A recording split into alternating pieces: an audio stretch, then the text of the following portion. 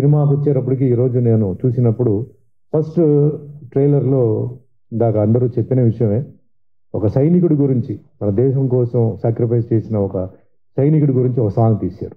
తీయాల్సిన అవసరం లేదు, ఎందుకంటే అప్పటికే చాలా ఖర్చు పెట్టారు ఆయన, చాలా ఆయన పైసలన్నీ పెట్టారు. బట్ నిజమైన హీరో ఎవరంటే ఇప్పుడు రామకృష్ణ గౌడే ఇక్కడ హీరో. ఎందుకంటే మన దేశాన్ని కాపాడుతున్న సైనికులు, వీళ్ళ గురించి చాలామంది, అంటే ఆర్మీ ఉండొచ్చు, నేవీ ఉండొచ్చు, ఎయిర్ ఫోర్స్ ఉండొచ్చు అండి, ప్రత్యేకంగా మనం మాట్లాడాలి. ఈరోజు మన భారతదేశం ఎంతో సేఫ్గా ఉంది. మీరు ఒక్కసారి వరల్డ్ న్యూస్ చూసారంటే, అటు రష్యాలో గొడవలు జరుగుతున్నాయి, అటు చైనాలో జరుగుతుంది, పాకిస్తాన్లో జరుగుతుంది, తర్వాత ఇజ్రాయెల్లో జరుగుతుంది. ఎక్కడ చూసినా దర్ ఇస్ అన్రెస్ట్ అండి.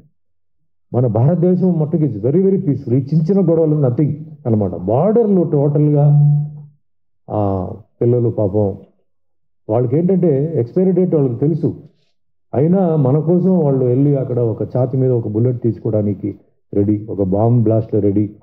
దేశం లోపల ఏదైనా క్రైసిస్ వస్తే పరిగెత్తొచ్చి వచ్చడానికి రెడీ. ఎటువంటి క్యాస్ట్ ఫీలింగ్ లేదు, ఎటువంటి కమ్యూనిటీ ఫీలింగ్ లేదు.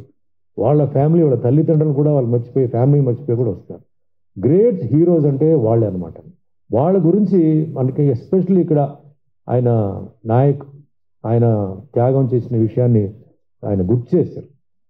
మన బాధ్యత ఏంటంటే, మనం బయటికి వెళ్తున్నాం, తిరుగుతున్నాం, ఎంతోమందిని కలుస్తాం. ఈ దేశం కోసం ఇలా సాక్రిఫైస్ కానీ, లేకపోతే ఇప్పుడు ఆర్మీ నేవీ వాళ్ళు కలిసినప్పుడు కనీసం వాళ్ళకి ఒక నమస్కారం, ఒక సెల్యూట్ అయినా మనం ఇవ్వాలి. ఎందుకంటే వాళ్ళు చేసే, ఇప్పుడు మనం అన్ని పనులు చేయవచ్చండి, కానీ వాళ్ళు చేసే పని మనం చేయలేం. నాకు ప్రసన్న గారు చెప్పినట్టు ఆ చలికి వెళ్ళి అక్కడ ఒకసారి చూస్తే, ఎందుకురా వీళ్ళు ఇక్కడ పని చేస్తున్నారు, వాళ్ళకి ఏం వస్తుంది శాలరీ, చనిపోయిన తర్వాత ఏదో వస్తుంది కాంపెన్సేషన్. బట్ ఆ 360 రోజులు నేను కూడా చూశాను, వెళ్ళినట్టు నేను కూడా చూశాను. వాళ్ళ పాపం వాళ్ళ ఫింగర్స్ అన్నీ మొత్తం డిస్ఫిగర్ అయిపోయి, పెదాలు డిస్ఫిగర్ అయిపోయి, కాళ్ళు ఒకటి షూ తీసి చూపించాడు, భయంకరంగా ఉంది.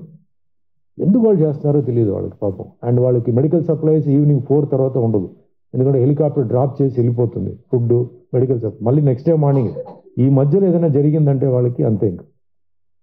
సో గ్రేట్ పర్సన్స్, వాళ్ళ గురించి ఆయన సాంగ్ చేయడం. నా రిక్వెస్ట్ ఏంటంటే, అందరూ ప్రొడ్యూసర్స్ అంటే ఇది ఒక ఎగ్జాంపుల్గా తీసుకోండి. ప్రతి సినిమాలో ఒక చిన్న ఫుటేజ్, ఎవరైనా ముఖ్యంగా ఇప్పుడు మన తెలుగు వాళ్ళు ఎవరైతే త్యాగం చేశారో కార్గిల్ వార్లో కానీ లేదా సరే, అలాంటి వాళ్ళు ఒక బిట్ తీసి, మనకు ఒక రెస్పాన్సిబిలిటీ, ఇది మన దేశం, మనం ఇది కాపాడాలి, మనం కూడా కాపాడాలి. చిన్న చిన్న గొడవలను పక్కన పెట్టేసి మనందరూ కలిసి ఉండాలి.